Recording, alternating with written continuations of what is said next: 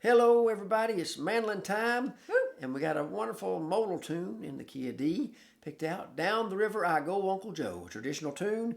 We learned it from our good buddy, dulcimer player, Don Petty. And it's a request. That's a request. So, yeah, Ed, I hope you enjoy this. So, it goes a little something like this.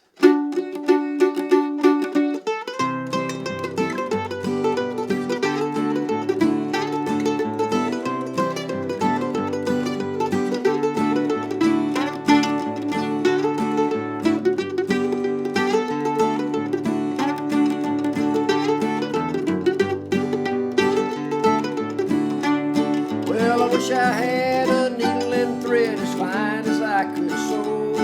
I'd sew that pretty girl to my side, and down the river I go.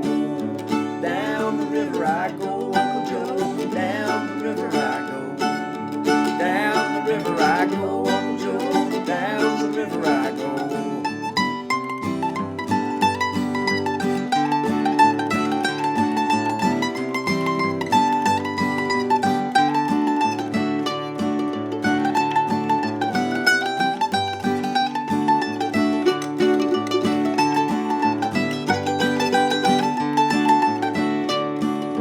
Wish I had a banjo string all made of a golden twine, and every time I played on it, I'd wish that gal were mine. Down the river I go, Uncle Joe. Down the river I go. Down the river I go, Uncle Joe. Down the river I go.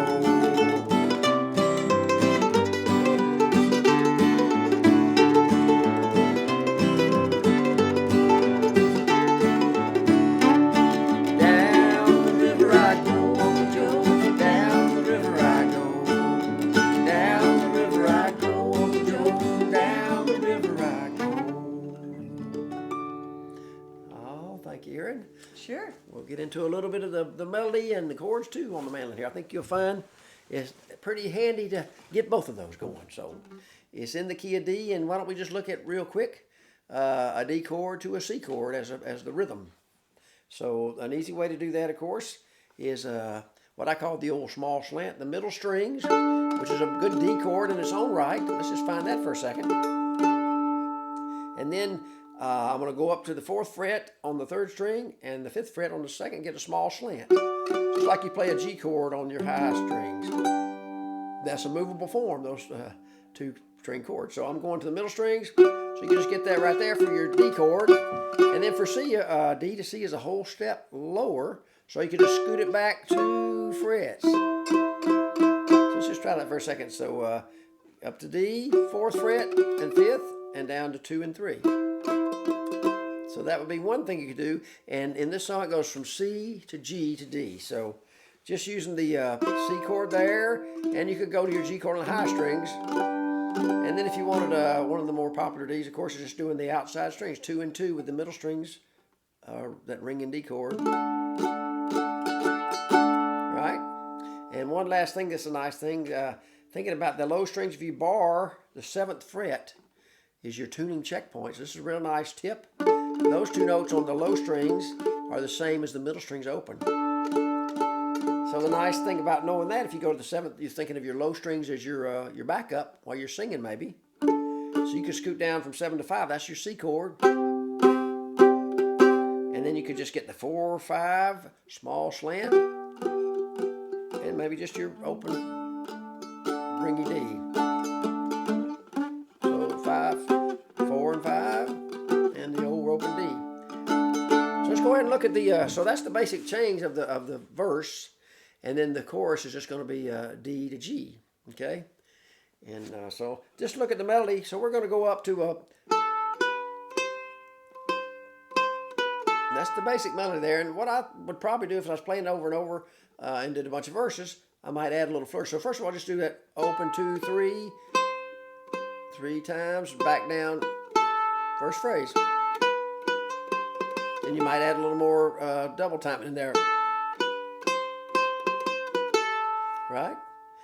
And you can always do other things like add a little note above and stuff. We'll keep it simple right now. So up to 3, little back and forth, 2 open. That's the C phrase. Then you're going to the second fret, a B note on the second string. Kind of following that again, but I would probably add, I kind of like adding that fifth. It just kind of adds all three notes of a G chord in there. So for the G phrase, 2, 5, 2, open, and the fifth fret low on the third string. Okay, so I'll do those two. 1, 2, it climbs up. 3, 2, 5, down to G. And then you have the D phrase is just, you could hit a drone ED with that in the middle two strings. And the second string is the featured melodic movement. Open 2, open 5 on the third, 2 on the third string, and the A. And I might slide to that 7th fret. So, and do a little more, down, up picking there, alternate picking to kind of fill it out. So let me play. That's the whole verse. So up to 3, 2, 5, down to G, and maybe slide to 7. You get a unison. Do it again.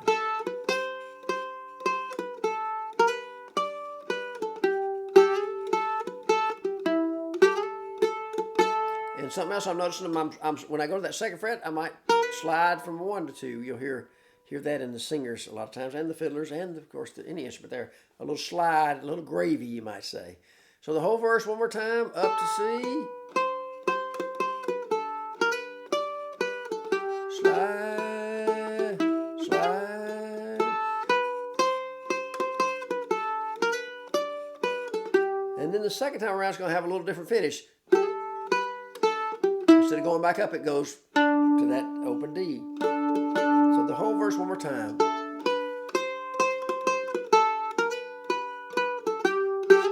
The basic outline.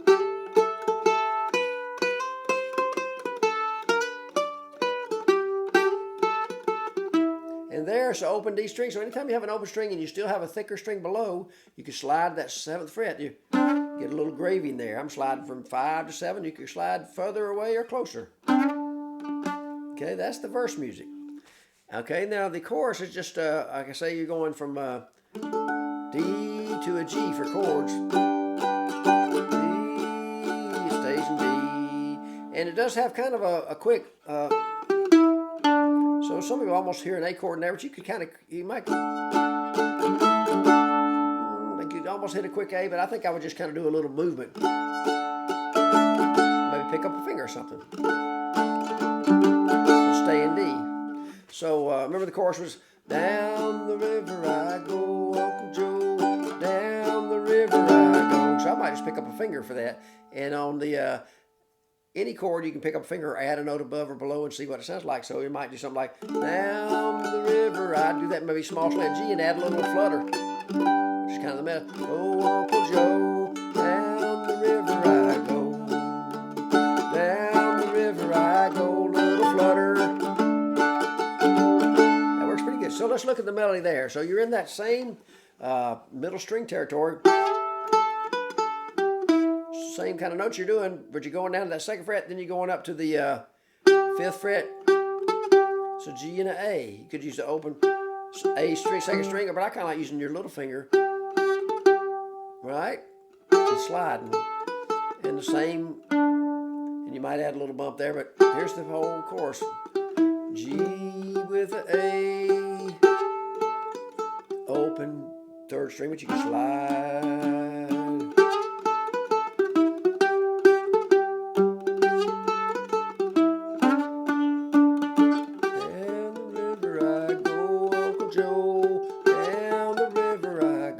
Might add a little note between there, right?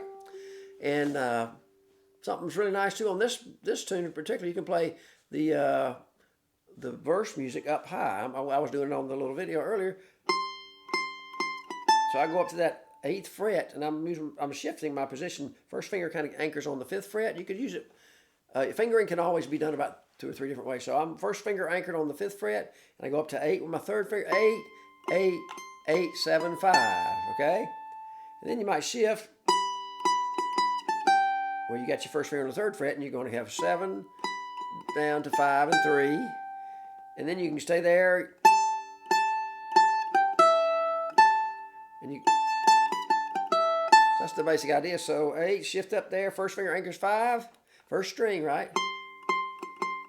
Shift back to 3 as an anchor point, but you're going up to third finger on 7, 7, 5, 3. Then to keep that position, you're going to go 5, 5, 5, 3, open, 5. And for a flourish, you might go. Shift back, right? Second time. So just, it's all about shifting, and you can do all of that with your, 4 fingers, right, too. Little finger. Without shifting, which is good practice too. Okay, so what's the second part there? Remember, the chorus is just that. I'd probably stay first finger on the 3rd fret anchor as your anchor point.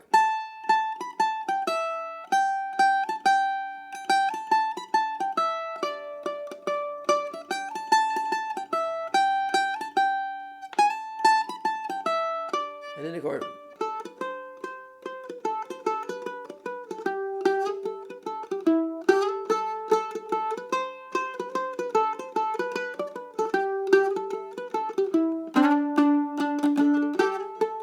Up to G and the A, and slide low to 7.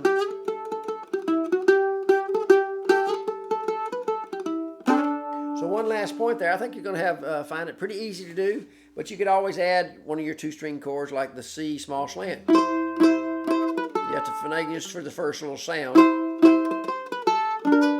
an open 3rd string with that for a G sound. And then I think just a sliding what they call a unison, the same note on 2 strings for your gravy notes, on the A and the D sounds. And one last thing, I guess, if we tried to play that verse low, we'll see. You don't have all the notes, but let's see if we could do something like this. There's your C note. Right? That's 5, 5, 4, and 2. Then 4. Here's where you don't have bum, bum, bum, bum. You don't have that low note. You'd have to do something different instead of the, you don't have that lowy. It'd be, you'd have to go up or something. So you have to kind of finagle. When you run out of room and you still want to do a low variation, if you don't have that low note, you got to go, do something different. So something like this might work. You